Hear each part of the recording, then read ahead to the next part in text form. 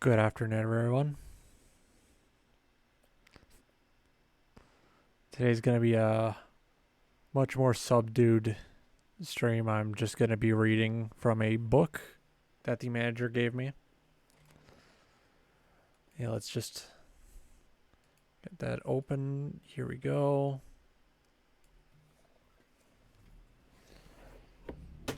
Ah, fuck. Outer.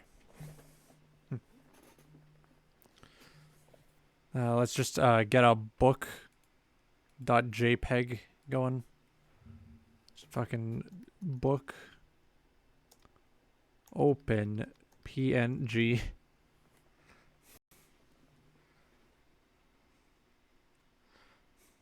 No, I need it like facing away.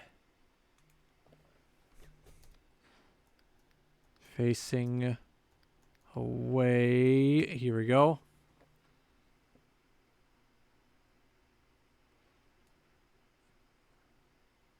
Oh, I can't do that one. That's a fake PNG. Why are there so many fucking fake PNGs? I'll just get the ambience going first then.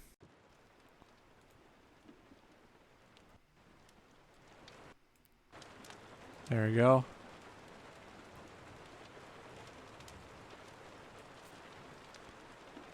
Is this a fake PNG?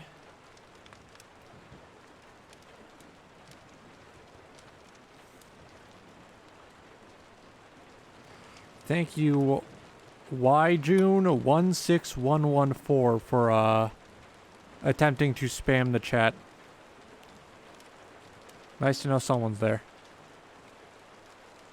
Why are there fake PNGs?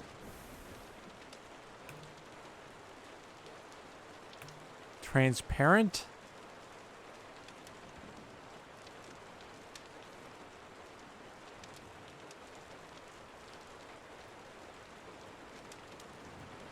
Oh man. This is not good. This is fucked up. This is unacceptable. And I'll just get started with the thing, whatever.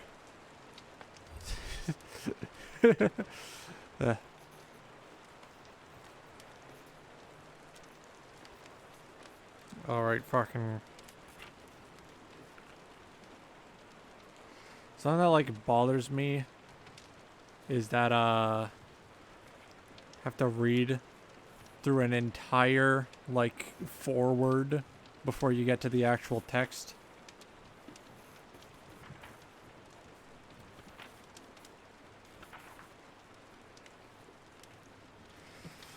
All right. Let me just get a little more comfy. Yeah. There we go. All right.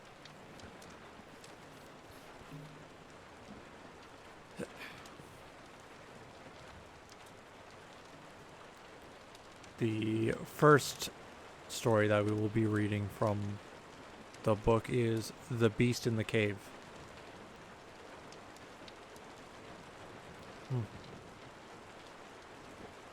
How's that volume doing, actually? Yeah, it's good enough. Get that a little higher. Perfect. Let's see who's currently in chat. Who's there?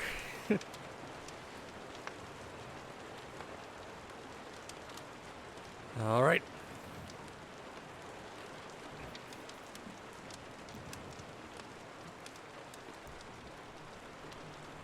Get that properly positioned. The horrible conclusion which had been gradually obtruding itself upon my confused and reluctant mind was now an awful certainty. I was lost completely, hopelessly lost in the vast and labyrinthine recesses of the Mammoth Cave. Turn as I might, in no direction could my straining vision seize on any object capable of serving as a guidepost to set me on my outward path. Ooh. That nose moment. I'm having a nose moment. Path.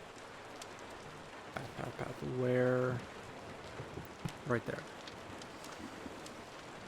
That nevermore should I behold the blessed light of day, or scan the pleasant hills and dales of the beautiful world outside. My reason could no longer entertain the slightest unbelief. Hope had departed.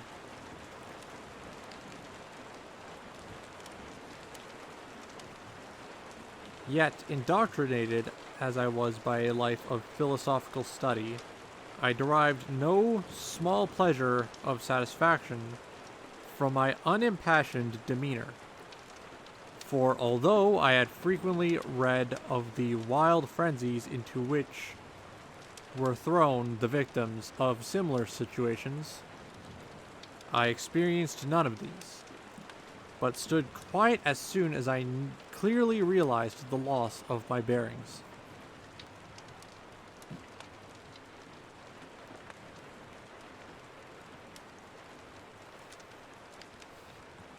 Ugh. Oh, my face is itchy. Might have to shave again soon.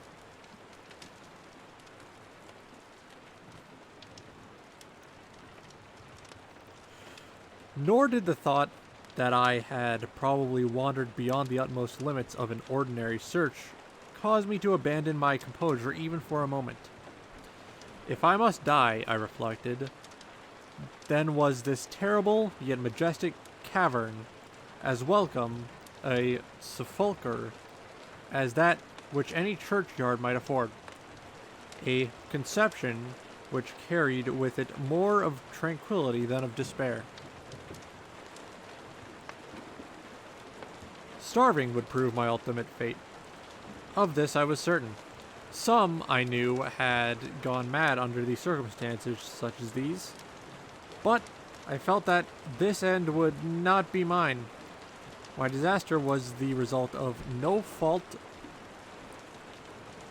save my own, which unbeknown to the guide I had separated myself from the regular party of sightseers, and wandering for over an hour in forbidden avenues of the cave, I'd found myself unable to retrace my devious windings, which I had pursued since forsaking my companions. Already, my torch had begun to expire. Soon I would be enveloped by a total and almost palpable blackness of the bowels of the earth. As I stood in the waning, unsteady light, I idly wondered over the exact circumstances for my coming end. I remembered the accounts which I had heard of the colony of consumptives who, taking their residence in this gigantic grotto to find health from the apparently salubrious air of the underground world, with its steady, strange, and ghastly form. No, wait. I skipped an entire segment of that. Let me reread it.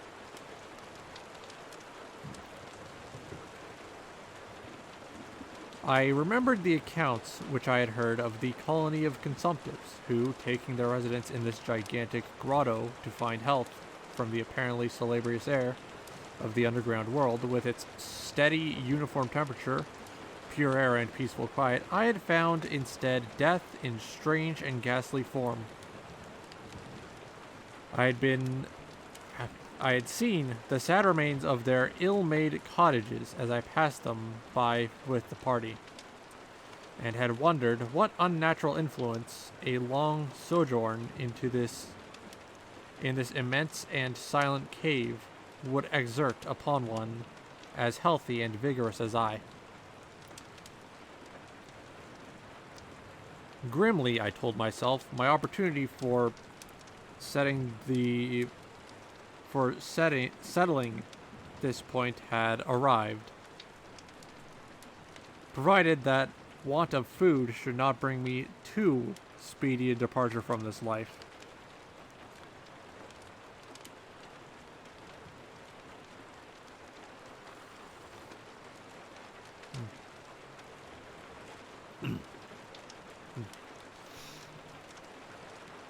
As the last fitful rays of my torch faded into obscurity, I resolved to leave no stone unturned, no possible means of escape neglected. So, summoning all the powers possessed by my lungs, I set up a series of loud shoutings, in the vain hope of attracting the attention of the guide by my clamor. Yet, as I called, I believed in my heart that my cries were to no purpose, and that my voice, magnified and reflected by the numberless ramparts of the black maze around me, fell upon no ears save my own. All at once, however, my attention was fixed with a start as I fancied that I heard the sound of soft approaching steps on the rocky floor of the cavern. Was my deliverance about to be accomplished so soon? Had, then, all my horrible apprehensions been for naught? And was the guide, having marked my unwarranted absence from the party, following my course and seeking me out in this limestone labyrinth? Whilst these joyful queries arose in my brain, I was on the point of renewing my cries.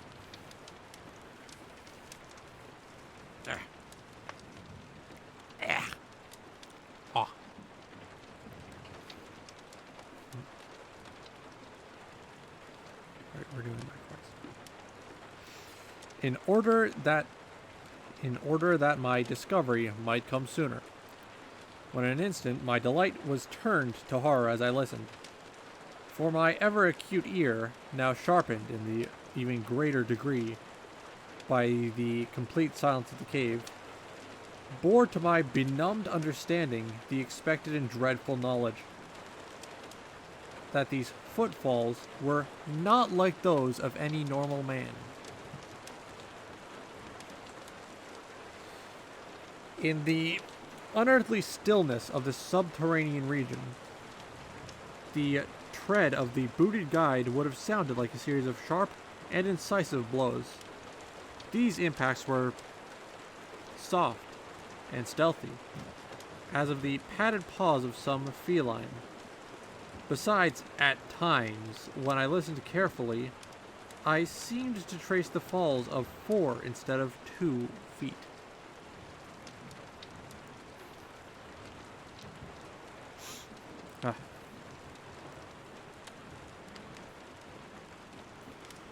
I was now convinced that I had, by my cries, aroused and attracted some wild beast, perhaps a mountain lion, which had accidentally strayed within the cave. Perhaps, I considered, the Almighty had chosen me a swifter and more merciful death than that of hunger. Hang on, I'm just rearranging some shit. There we go. Here, let me just get a little closer. Let me move the USB keyboard as it is in the way, and I would like to use that space to hold the book. Alright, it's not coming out. The wires are all tangled on the desk. It's fine. I'll just prop it up against the thing since it's unplugged at the moment. There we go. Yeah, there we go.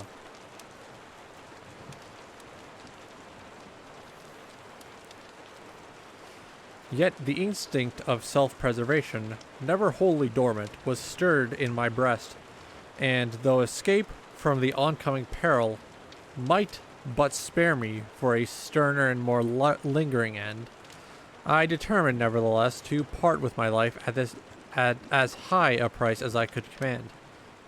Strange as it may seem, my mind conceived of no intent on the part of the visitor save that of hostility. Accordingly, I became very quiet, in the hope that the unknown beast would, in the absence of a guiding sound, lose its direction, as had I, and thus pass me by. But this hope was not destined for realization, for the strange footfalls steadily advanced, the animal evidently having obtained my scent, which, in an atmosphere so absolutely free from all distracting influence as that of the cave, would doubtless be followed at a great distance. Seeing, therefore, that I must be armed for defense against an uncanny and unseen attack in the dark, I grouped about me the largest of the fragments of rock, which were strewn upon all parts of the floor of the cavern in the vicinity, and grasping one in each hand for immediate use, awaited the resignation. Awaited with resignation the inevitable result. Ugh. Meanwhile, the hideous pattering of the paws drew near. Certainly, the conduct of the creature was exceedingly strange, as most of the time the tread seemed to be that of a quadruped, walking with a singular lack of unison betwixt hind and forefeet. Yet, a brief and infrequent intervals, I fancied that but 2 feet were engaged in the process of locomotion. I wondered what species of animal was to confront me. It must, I thought, be some unfortunate beast who had paid for its curiosity to investigate one of the entrances of the fearful grotto with a lifelong commitment in its interminable recesses.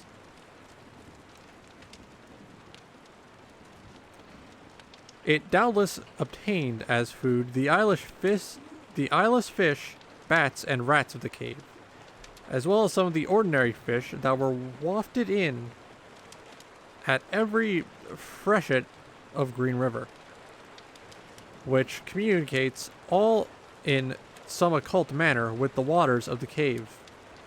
I occupied my terrible vigil with grotesque conjectures of what alterations cave life might have wrought in the physical structure of the beast, remembering the awful appearances ascribed to by local tradition to the consumptives who had died after a long residence in the cavern. Then I remembered with a start that, even should I succeed in killing my antagonist, I should never behold its form, as my torch had long since been extinct, and I was entirely unprovided with matches.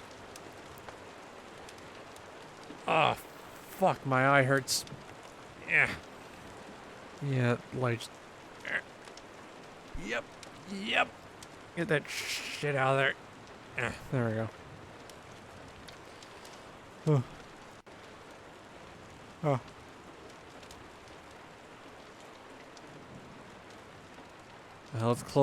Let's close some tabs to make this run a little better.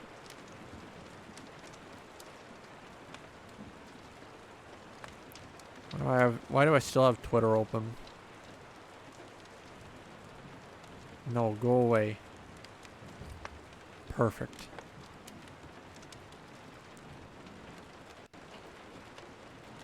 Ah, fuck. Oh, I froze. Let's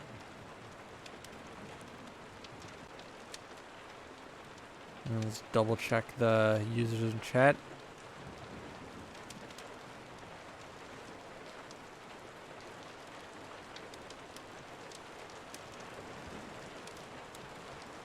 Yep, here we go.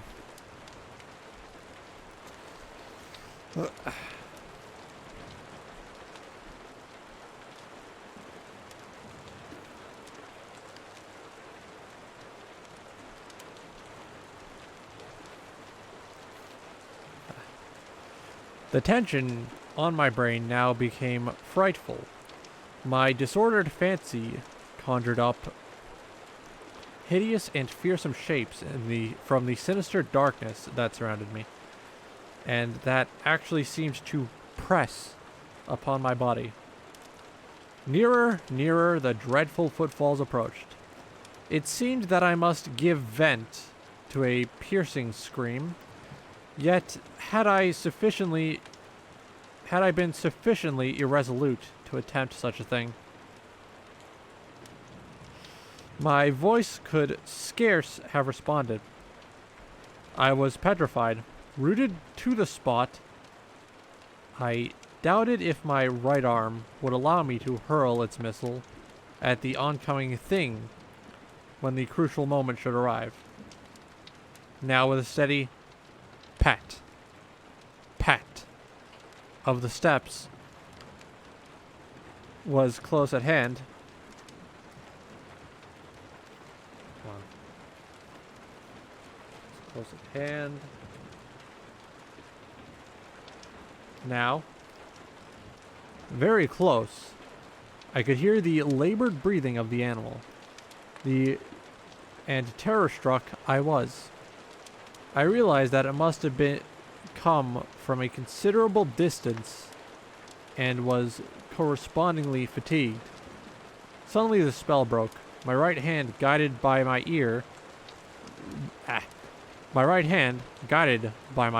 ever trustworthy sense of hearing, threw with full force the sharp-angled bit of limestone which it contained, toward that point in the darkness from which emanated the breathing and pattering. And, wonderful to relate, it nearly reached its goal, for I heard the thing jump, landing at a distance away, where it seemed to pause. Alright, time to take a sip.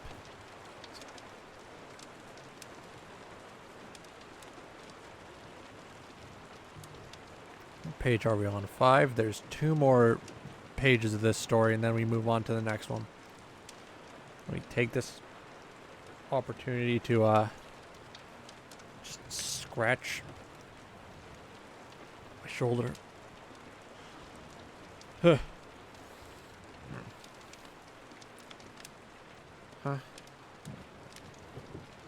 What's that YouTube notification?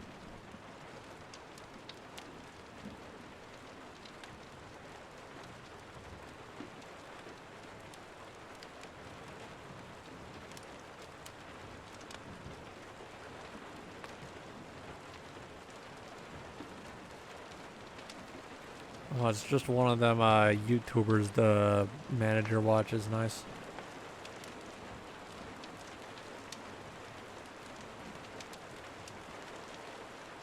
Oh yeah. Let's crank the ambience a little bit more. Yeah, that's nice.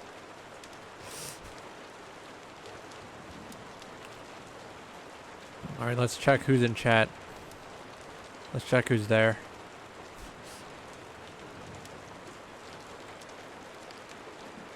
Shout out to Ivy F. Thank you for showing up.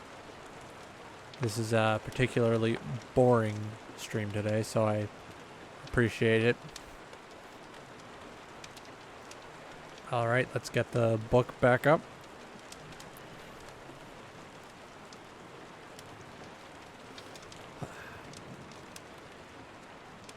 Having readjusted my aim, I discharged my second missile.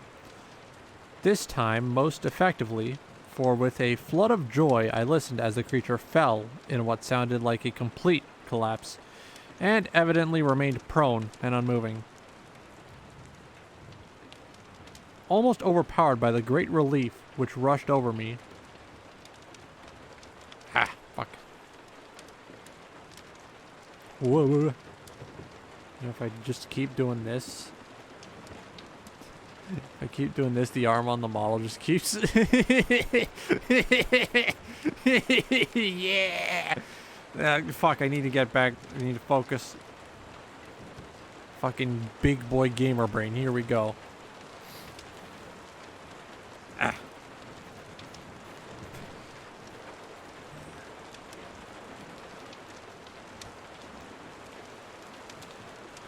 Almost overpowered by the great relief which rushed over me, I reeled back against the wall. The breathing continued in heavy, gasping inhalations and expirations, which I realized that I had no more than wounded the creature.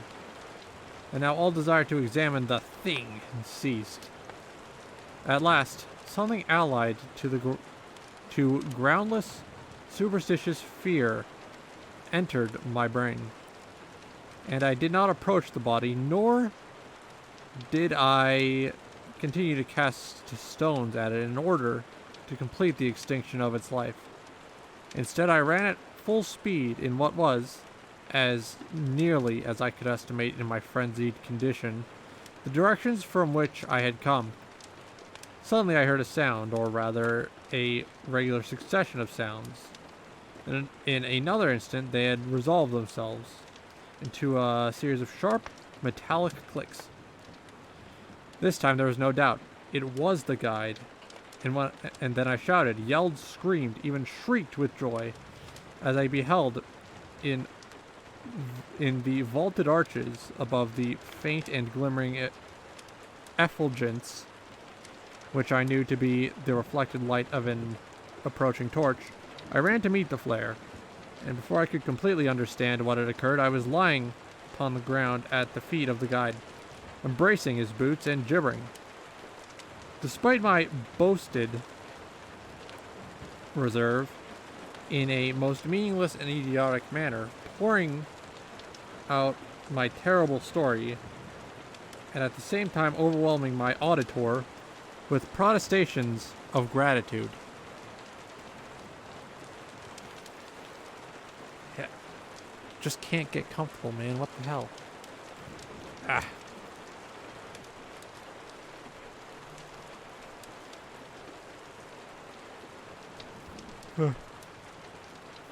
Here we go.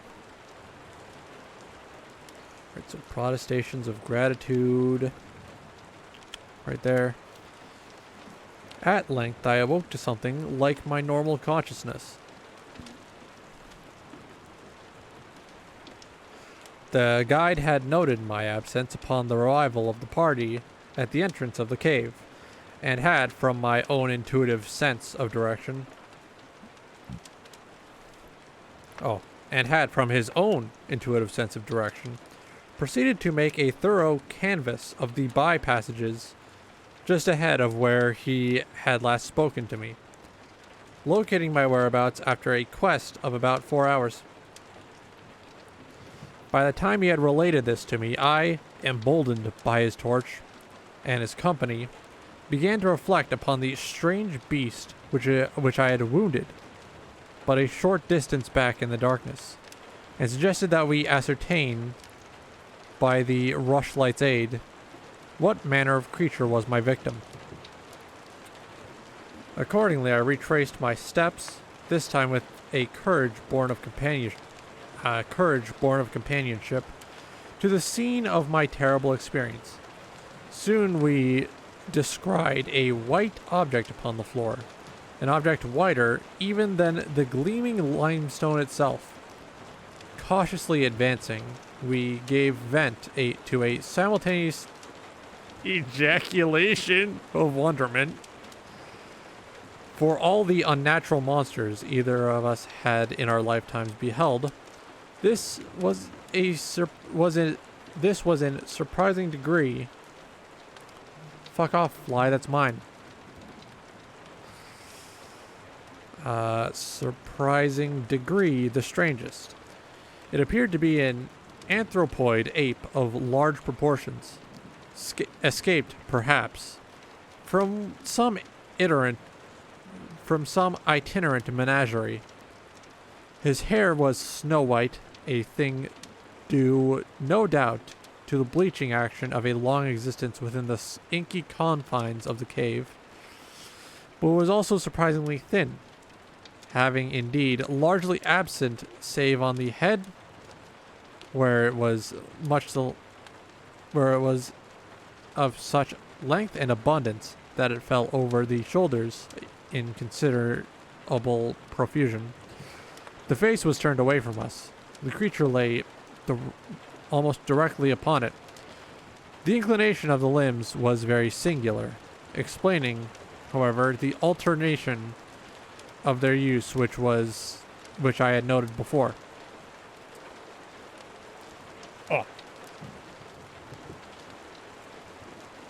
Whereby the beast had sometimes all four, and on other occasions but two for its progress. From the tips of the fingers or toes, long nail-like claws extended. The hands, or feet, were not prehensile, a fact that I ascribed to the long residence in the cave, which, as I before mentioned, seemed evident from the all-pervading and almost unearthly whiteness so characteristic of the whole anatomy. No tail seemed to be present.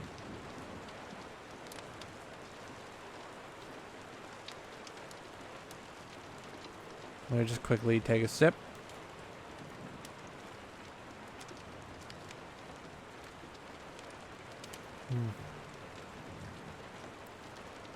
Yeah, there we go.